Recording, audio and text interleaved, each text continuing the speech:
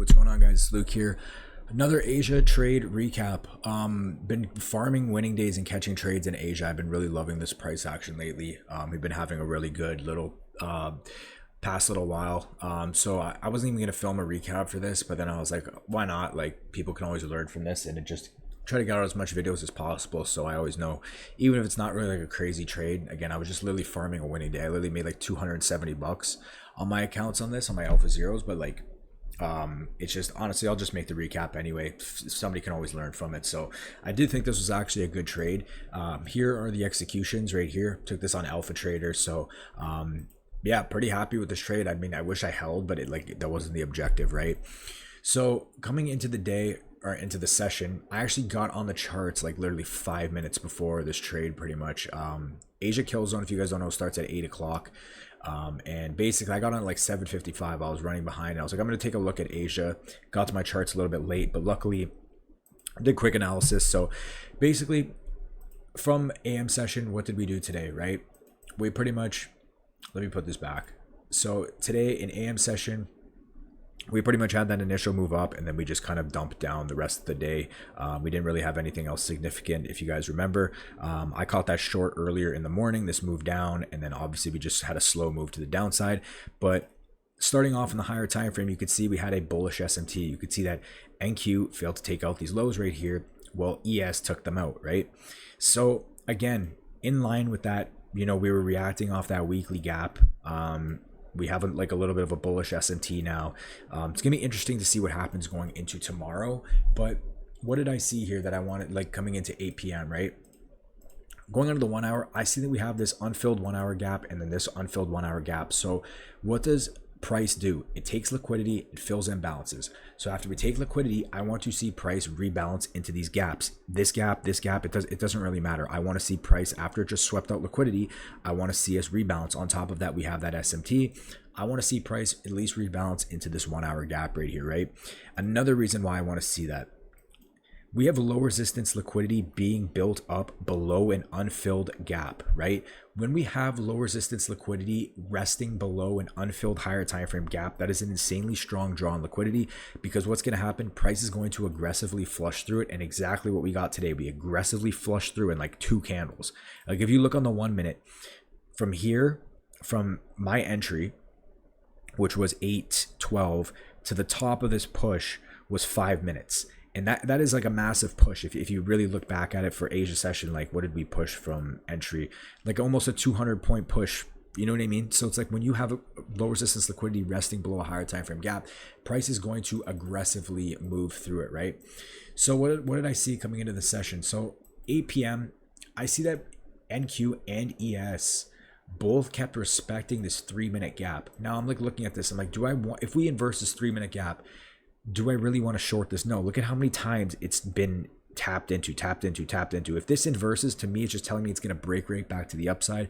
And at the end of the day, you're targeting a low that's like, we have an SMT low down there, and we have low resistance liquidity and an unfilled gap above. I want price to go higher. The only thing I would look for shorts here is if price breaks down and gives me a continuation down there. So I see us respecting this 3-minute gap. We look at ES. ES is respecting this 3-minute gap as well. If you really like pull from the fib and you don't fuck with fair value gaps, like you see it's like respecting, you know, OTE, whatever. Like you just look at it, you see it's respecting bullish. We have low resistance liquidity above with unfilled gaps, right? So at this point, I see us continuing to sweep, continuing to wick lower. We end up sweeping out this internal draw right here. And what do I see? I see this 1-minute gap get inverse, but I don't like to close on this candle personally. I see ES inverses it as well, but I'm like, I'm going to wait for one more candle. If we get some volume and displacement in our direction, I'm going to take this 100%.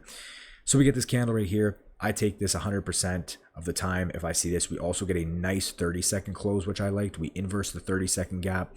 Strong close right here. So I'm taking this all day. Now, what am I looking at? I want to see price just flush through this. And again, I'm only taking this because I'm farming winning days with 2 micros. So like my stop is like 160 bucks, and I'm looking to make like 250, whatever. I'm just targeting this high right here, right? So basically I get in this trade right here. This is my break even point. Why? Because I know if price comes up to here, it should not just come down. There's no reason, you know what I mean? Like it just makes no sense for price to want to go all the way up there and then reverse. It's like it would, we should just flush at that point, right? And again, when we have low resistance liquidity, I want to see price just flush through. So right away, pretty much, we start getting in profit right here. And then this next candle, after this one, I think it was the third candle, we just take off. I get out this high because, again, I'm just farming a winning day. I only ended up making like $276 on the accounts. So that was it. Like a winning day on Alpha was $200. So that was all I was looking for, was this high. And I don't remember the exact exit it was, but like, it doesn't really matter. But basically, if this was like an ideal, like if I was really trying to hold this trade with size, I probably would have tried to hold to this 1 hour. I don't know if I would have held all the way to this other 1 hour. I guess maybe because it is the top of the low resistance liquidity, but that would have netted me like literally double. But again, that wasn't the objective for today. But as you can see, what does price do? Aggressively flushes all the way up to that 1 hour, boom, and now we're getting a move down. We'll see what happens from there. We'll see if we want to continue higher, because we do have some, you know, we have some room to continue to push. But I'll run through this again pretty quick. Again, starting on the higher time frame, we have a bullish SMT. We have unfilled 1 hour gaps above I want to see get rebalanced. And why do I want to see them get rebalanced? We have low resistance liquidity leading up to these unfilled gaps. So I want to see price aggressively flush through this low resistance liquidity and rebalance these 1 hour gaps. Going down to the lower time frames, on the 3 minute, I see NQ and ES are both respecting this 3 minute gap, failing to push below it. They keep wicking and rejecting it. And on top of that, again, low resistance liquidity above. I want to see price aggressively flush through this. So we get this 1 minute inversion. I wait for this candle. I enter on the 812 candle. We get a strong closure right here. Again, 1 minute inversion. The 30-second close is perfect as well. Break even up here. I target this high, and as you can see, again, price just floods up. Again, if you did hold to CE, that upper 1 hour, you would have caught about 180 points, even there, about 160 points. If you did hold to like this one, 100 points. So yeah, really solid move. Just kind of reading the draw on liquidity and knowing where price wants to move. You got to think about it. If you go back in time right here, where's price going to move, right? Is it going to run this low resistance liquidity, or is it going to magically flip around and just start running these lows? It doesn't make sense. Now, can it happen? 100%, anything can happen in the market, but this just makes more sense. So that's it from you guys. Hope you guys like take something away from this. Again, been just trying to farm winning days in Asia a lot of the time. I've been really liking Asia. Again, it's not my main thing. I don't trade Asia every single day, but you know, if I have time and I'm not doing anything at night, I will take a look at it. I don't trade it all the time. Like a lot of the times I'll just sit there, and if it looks like shit after 30 minutes or 20 minutes, I just get off my computer. But anyway, I'll keep knocking out these recaps, keep knocking out these videos. We'll see what we get tomorrow. And yeah, that's it for me. I'll talk to you guys later. Peace.